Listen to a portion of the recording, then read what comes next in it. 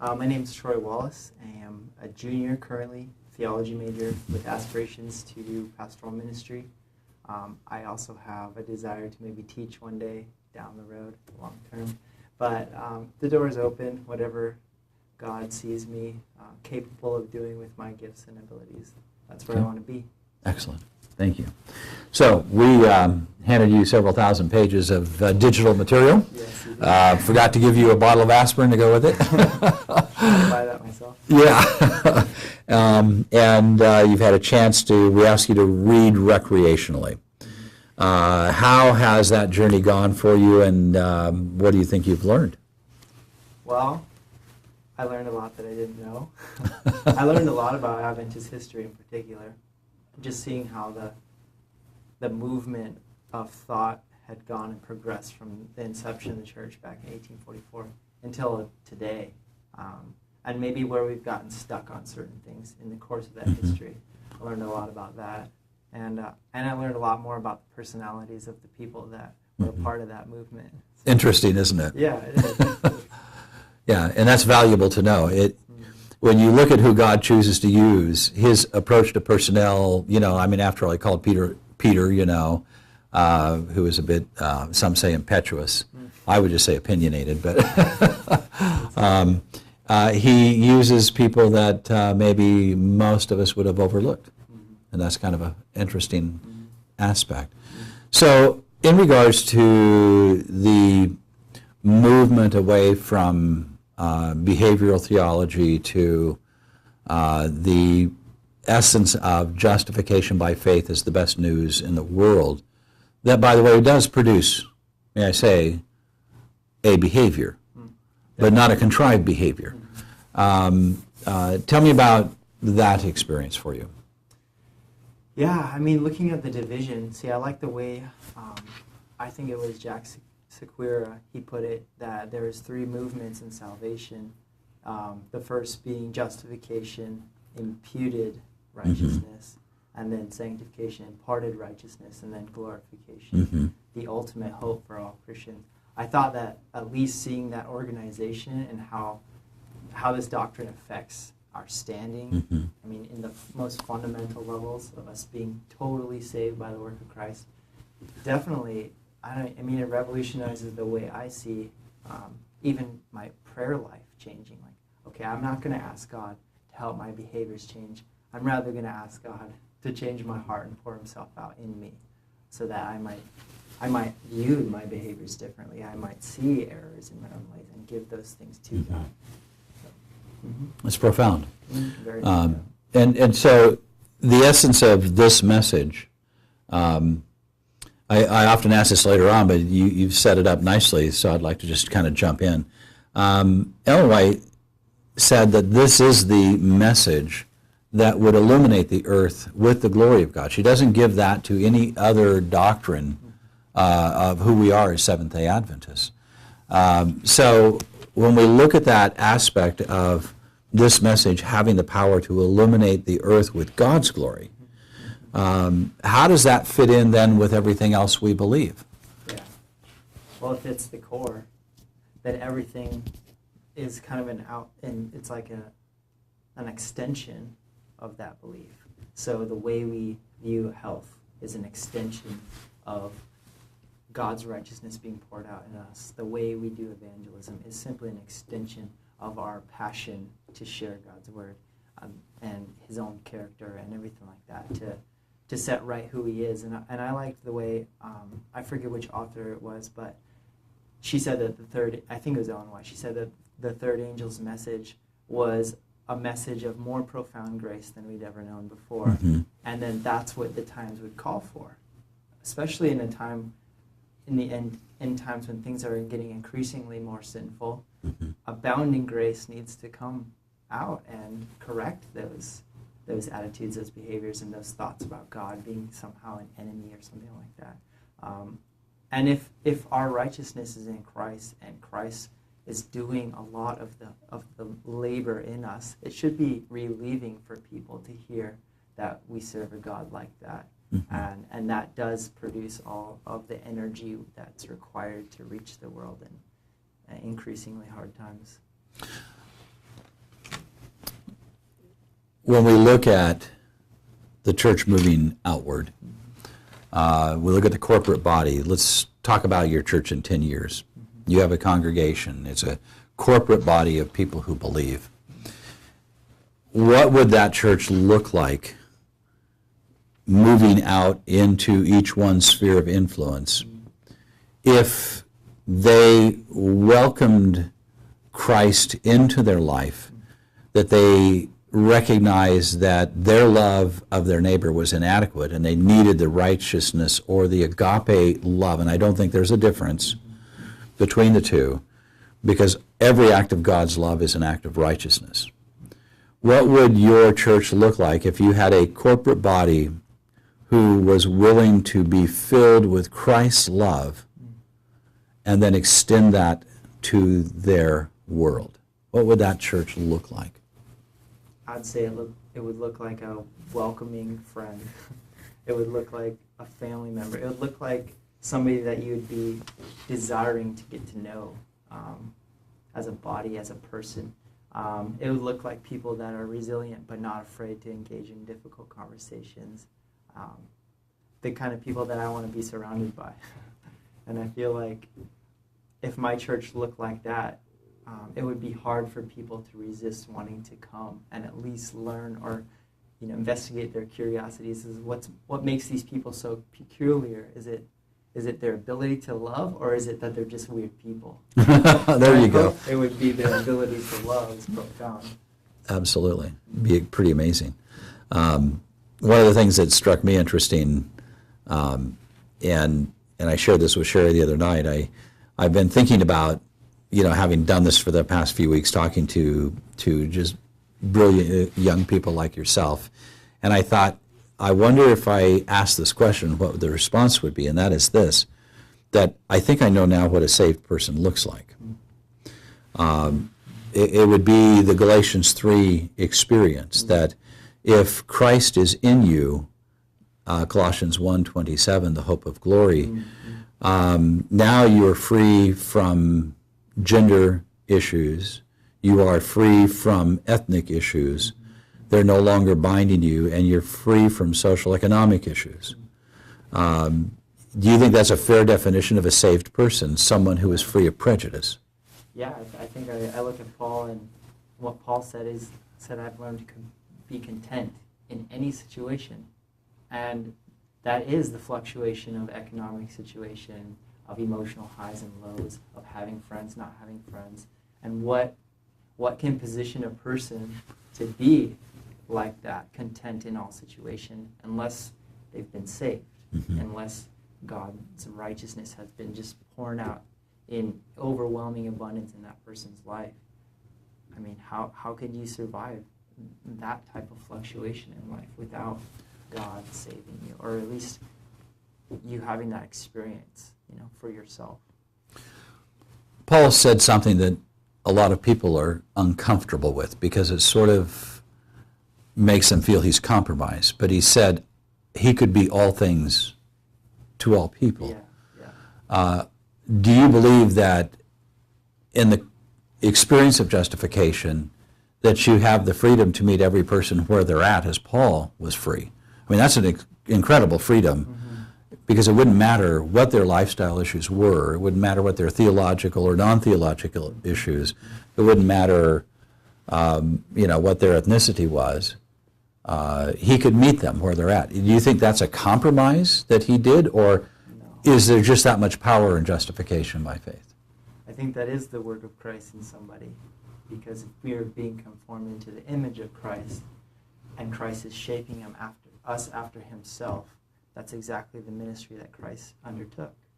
And the ability to hold fast to what you know is true, Christ is your righteousness, and everything he's done on our behalf is the truth, then learning of other people's different cultural or preferential differences is simply a means to submit yourself to that person in the effort to show them the gospel, in an effort to show them what real truth, the meaning behind all the reasons they make the decisions that they do, all the hopes and aspirations that they desire. you're lowering yourself for the sake of raising somebody up. And I think that that's what Christ's work in a person can do, can help you to be all things to all people in accordance with their needs, not with your own. So it was interesting that the Sadducees and the Pharisees thought Jesus had lowered himself when he touched a leper. But yet Jesus was willing to break that taboo to be in the moment with that person. And so you're right, that would be a manifestation of it without a compromise. So doing so really isn't a compromise of one's faith. I mean, it's your motive. Is your motive to be accepted by those people or to serve those people? And Christ's motives become our motives when we take on his character, his righteousness, when he gives that to us. One thing that's, for my own personal journey and going through the materials we handed out, was taking time to go through some of the letters that Ellen White had written. I did not expect you guys to read all the material we gave you because it's a reference library for whenever you need to read. Did you get an opportunity to glance at some of her letters? Yeah. How did you respond to some of the things that you read? You know, I think some of my opinions about Ellen White were that she was rigid, or she could be rigid, and I think at the time she was, but I saw a lot of grace in the way that she tried to communicate with people, how she addressed doubts and things like that and concerns, and instead of trying to tell them the right behaviors to adapt, it was usually prefaced by, you're missing Christ in this part of your life, and look to him and see all the things that he's accomplished and take hold of those things, and then maybe later we'll address some of these issues, these behavioral issues that you're struggling with, these barricades in your life. And that approach is the approach that I feel like the apostles took in their ministry to others. I mean, there's not a lot of pretext to some of the letters we get from Paul, Right. but you imagine that he's established relationships of trust and friendship with these churches. I mean, in Philippians, you get a sense that, you know, he is deeply passionate to this church as friends, as contributors to his ministry and things like that. And so you can inductively see that he's already done some groundwork in creating the relationships in order to speak truth into people's lives. Yes. And I see Ellen White is doing the same thing in her letters and showing people first Christ's righteousness, then moving on and graduating to the next step. She was passionate about her friends coming into a relationship with Christ, wasn't she? Oh, yeah. Just totally. And still at the same time, you're right, she had some challenging things to say, but she did it in the context of his love. And I thought that was an amazing thing. Absolutely astounding. When we look at the concept of justification by faith, we understand, I think what you said was that all things will flow in the context of understanding that truth. Our understanding of what Jesus is Lord of the Sabbath becomes kind of a more wonderful thing. When it comes to the law, a lot of people are concerned about justification by faith as a compromise. But in the things we provided, we have this conversation about the new covenant, in which Christ will come and he will write his law on your heart and on your mind. And Jesus summarized the law as simply being love to God, and that word love in the Greek is agape love, and then love to your neighbor, which is also agape love, which is a love we are not capable of manifesting. So he is providing for us, if I'm understanding this correctly, his love to his Father. And he is providing his love for us to give freely away to our neighbor. Okay? So if this is what is written on our hearts, how then does justification by faith become a fulfillment of that law manifested? How do you connect those two things? Well, the completed work, done by Christ, in him inviting us into that experience, his death and his life, the promise in life is that he would manifest all those things in you, that he would, in life, in love, grant that for all of humanity and redeem, the fallen nature and everything that happened as a result of Adam and his errors and things like that. And so I see that as that is the initial point. That's the starting point. The justification is having faith in the event itself and what that event accomplished. Mm-hmm. It takes you to the fruits of the gospel type of stage. That the what comes out of that love, because the love has to be planted in each person first in order for it to create fruit. And I feel like the foundation of your faith born out of the gospel starts with the justification. Mm-hmm. And I mean, in the Galatian letter, the argument Paul's making to those people is you're seeing the law as the means of walking towards God, instead of seeing God as the means of walking back towards God. That's exactly right, yes. And so, yeah, that's the basis of your hope. The crucifixion, Paul says, I hope to preach nothing but Christ and Him crucified. And that's the call of every Christian, is to do the same and to show people where they can stand and to build on that. So. Because that crucifixion was us. Yeah, and Him. In Him, absolutely, united. Yeah. And we cannot ever separate those two. So, Troy, out of this experience, one of the conversations we had, and I'm talking to a millennial, okay, from your generation, the young lady we were talking with said that the challenge for her generation as millennials is that they want essentially two things. One is honesty. The other is truth. And so when I look at this message and I'm listening to your generation talk about your experience, let's have a short conversation about how this message can create an honesty with the millennials and a truth that has potential for hope and joy for them. So let's start with the honesty. Does this message take away the facade and the pretending? Yeah. I think in the culture that we live in, people really prize autonomy and that need to self-identify with whatever they feel is true to themselves. And with that, it's a struggle for honestly, because how can somebody honestly say one thing, but somebody else honestly say something else and have them reach the same agreements at the end? It doesn't happen. So I would take a different approach in the way that I understand the issues. And I'm going to look at this as a sociological phenomenon in America right now. We live in an orphaned age, spiritually and literally, right?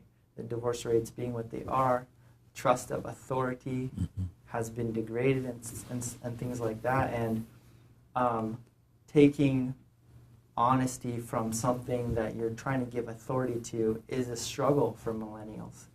And so I think the key to bringing honest conversations and presenting the truth back to millennials is simply by reconnecting the bridge between older generations and younger generations. They need to see that authority figures aren't conspiring to control them and things like that, but are rather trying to show them something good.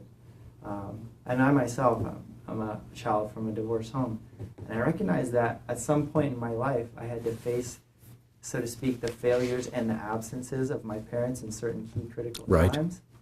And that idea, that distrust, got transposed onto my thoughts about God, right? And if this is a generational issue for young people, so many people coming from the same place that I was coming from, then that trust of authority and lower age people, younger people, has to be reestablished. So I think it takes a lot of intentionality and a lot of vulnerability of our weaknesses, just mutually, and kind of presenting even the Christian journey. We're all very, very human people, and we need to connect on those things that make us human. And then we need to share how how the hope of glory, how Jesus Christ actually intercedes in that brokenness and takes us out of that fragile humanity into this very secure humanity that's found in Jesus. This is really interesting to me. And what I find very, very interesting is that if I'm hearing you correctly, that you're saying that as I'm looking at that older generation because of my age, no denial of that, but you're saying that we need to take responsibility for our approach to this in a different way. And when I hear you say that, what comes to my mind is where I look at my church and I look at secular society, which we live in both, where we don't always have an honesty. We don't always have honesty in our justice and how we treat each other. So there's challenges there. And I'm talking like, school discipline, I'm talking about even within our judicial system, some things just don't seem to be honest or fair. One can argue many different approaches to that problem. So talking to this generation, I'm sitting here, and you're saying we need to have a greater sense of humility. Are you saying that we need to take ownership of, could I use the word pretending or pretext of spirituality? Have we created a facade of some kind? I think, certain people, definitely, not all people. No, I'm not saying generally, but I'm talking generationally. Yeah. Enough that it can be attached as something we should own. Yeah. Well, I think in terms of Adventism, at one point in the growth or in the development of the Adventist movement, we went into this box of saying we have truth. And when truth did not seem to sustain homes, families, loving relationships, things like that, right, in a sense, the younger generation said, well, I'm not sure I want this truth because it's not producing the things that I thought it was supposed to, and if it really was genuine truth that leads to love, that leads to flourishing relationships and a growing faith and things like that, it would have preserved those things. So I think what the older generations need to do is, in a sense, apologize for the presumption of having it all together, and in that being humble and having humility and saying, there's still a lot we need to learn, and there's still a lot we need to trust God with, and we need to join forces in this because there's a lot that we can explore together and see that God's trying to show us. So. Very interesting. And I happen to be in full agreement with you that we do carry a major responsibility. Yeah. And from my perspective, I am not looking at the church of tomorrow in my conversation with you and other students. I'm looking at the church right now. Mm-hmm. This is your church. Yeah. You have possession of it. And by the way, I want you to know that gives me great hope. It gives me great confidence that my church has really got tremendous hope. So I thank you for that. But it is a challenging question. How do we come alongside of people and meet them and still have integrity? So Troy, in our journey, is there anything that we haven't put on the table that you would like to say about your experience or something additional?